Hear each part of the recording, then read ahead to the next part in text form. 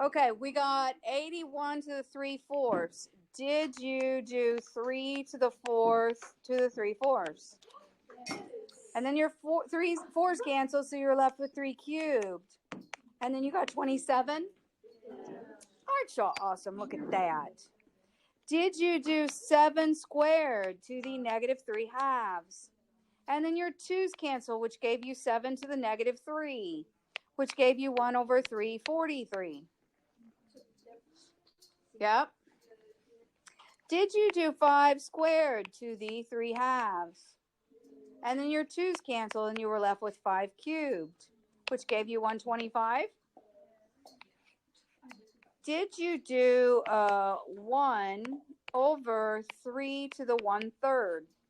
And what's that raised to? Because mine's cut off. Negative 6. So that would be 1 over 3 to the, let's see, 1/3 of negative 6 would be, which would give me 9.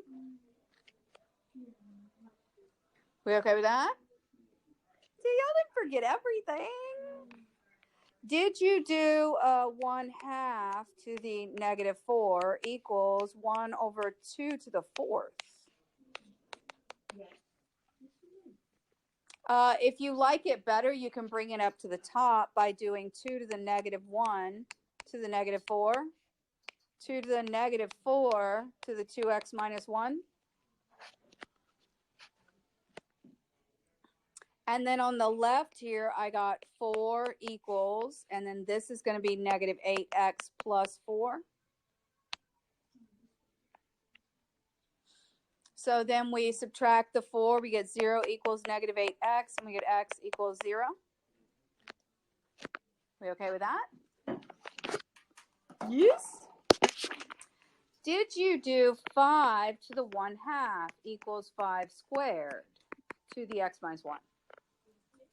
So then we ended up with 1/2 equals 2x minus 2.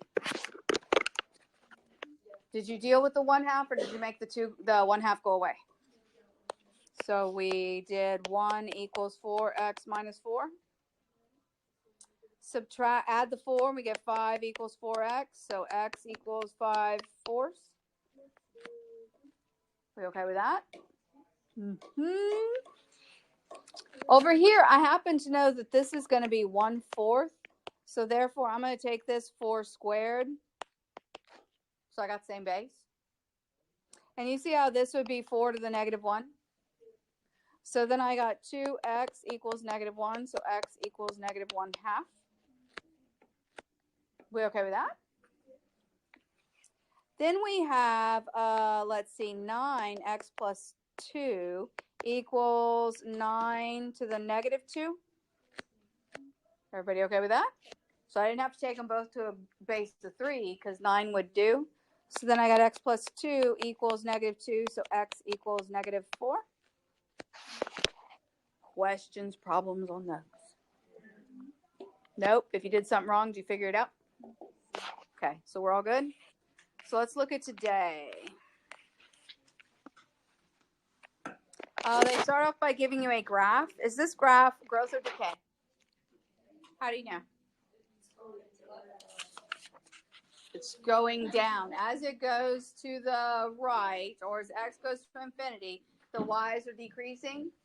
They gave you 2 points. They plotted 2 specific points for you. The equation goes y equals a times b to the x, right? Y equals a times b. And I'm going to put a big B so we don't confuse it with our horizontal transformation, little b. Okay, so based on the points they gave you, do you know any information for our equation? We know the y-intercept. And so in our equation, is the y-intercept anywhere? No? Y'all didn't learn anything about this? Huh? I don't know what you mean by over here. After the exponent. Isn't the a represent the starting point? What y equals when x equals 0? So in other words, our a value is 0y. So we know that y equals an a equals 3 times b to the x.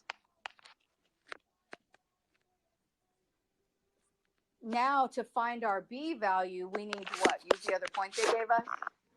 So we could plug in a 2 1/4, but I don't want to deal with 2 1/4. Can we turn that into a fraction? What is 2 1/4 as a fraction? 9/4. Okay, so we got 9/4. 3 times b, and b is going to be raised to the 1. That's a toughie. Okay, to solve for b, what am I going to do?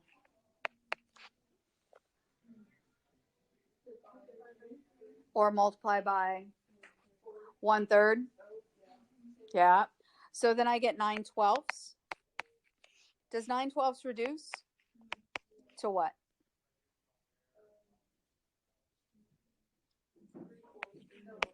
3/4. So we have y equals our a value, which is 3. Our rate of change is 3/4. Does 3/4 look like it's decay? How do you know 3/4 is decay? Because it's less than 1, but it's also greater than 0. It has to be positive, right? So it falls between 0 and 1. So therefore, if it's greater than 1, what are we expecting? Growth. And if it's 1, got a constant, got a horizontal line somewhere, right?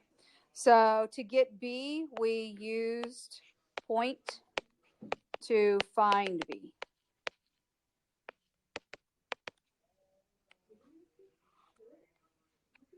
We used the point to find b.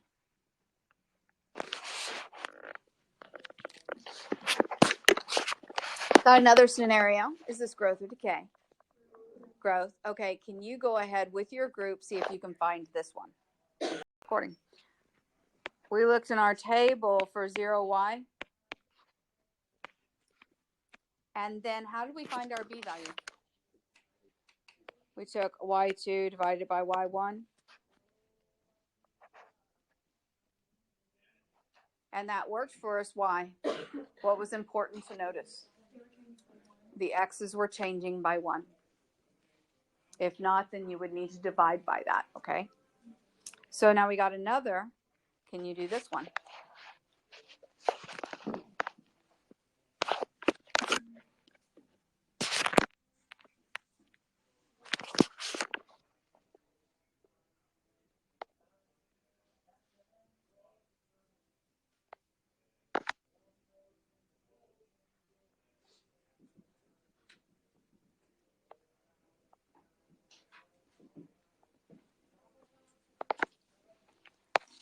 Do you recognize a y-intercept within there?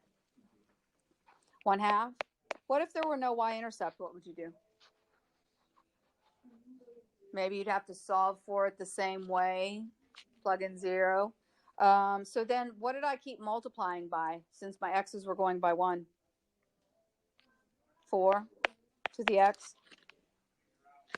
We okay with that? Okay. Now we're given 2 points. The first point we can do without a calculator.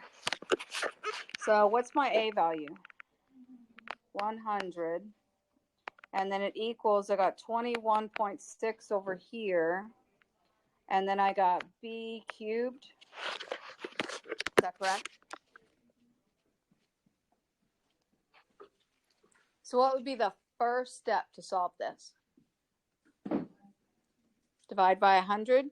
So that's going to move my decimal places 2 places, right? 21.6 equals and b cubed. Okay, this part looks like I need a calculator, but I'm going to change this into a fraction. This is 216 over 1, 2, 3 zeros. It's as many zeros as it is decimal places. 216. Does 216 have a cube root? It does. 6. So I got 6 cubed over 10 cubed.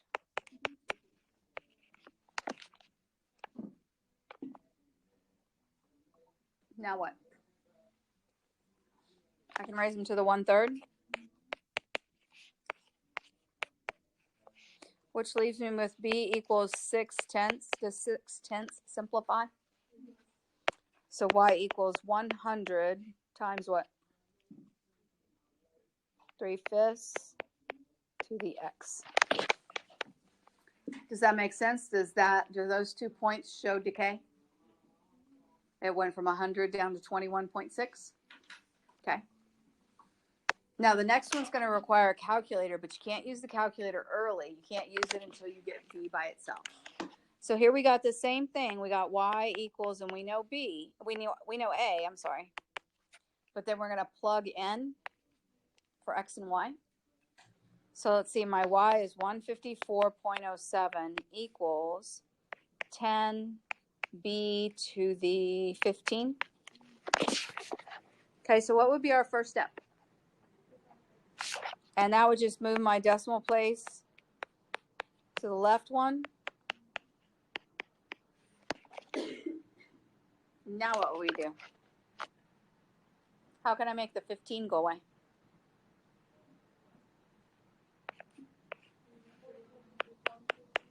Which means I do the same thing over here.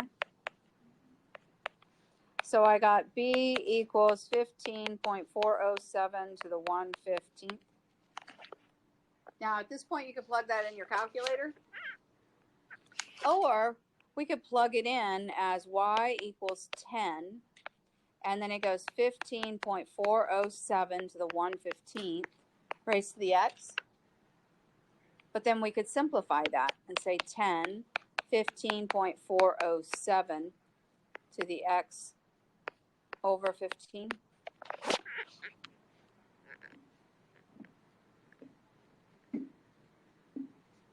We okay with that? So didn't have to use a calculator. Could have.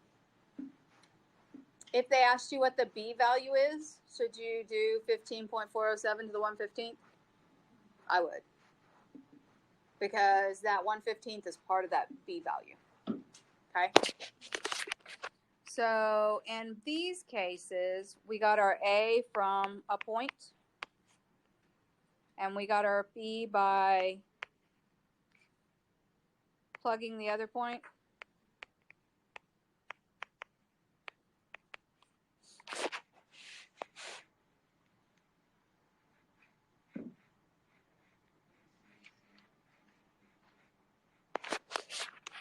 Ready for the next one? Michael started with 8 M&Ms in his cup. So is that a point? What is the point? Good. After 7 shakes, he had 112 M&Ms. What's that? Another point. Okay, so now we know y equals 8, b to the x. But then to get our b value, we're going to have to plug in the point. So we got 112 equals 8, b to the 7. Now what? And we get, what is it, 14? 14, whoops. B to the 7th, so now what? 1/7, 1/7, so b equals 14 to the 1/7. Let's go ahead and solve all the way out for b to make sure we know how to put this in our calculator. Can we type in 14 and then do the little caret and do 1 divided by 7? We could if we had a calculator. Okay, making sure. So instead, we're going to go ahead and write it this way, I guess. 8 times 14, and it's going to be x over 7.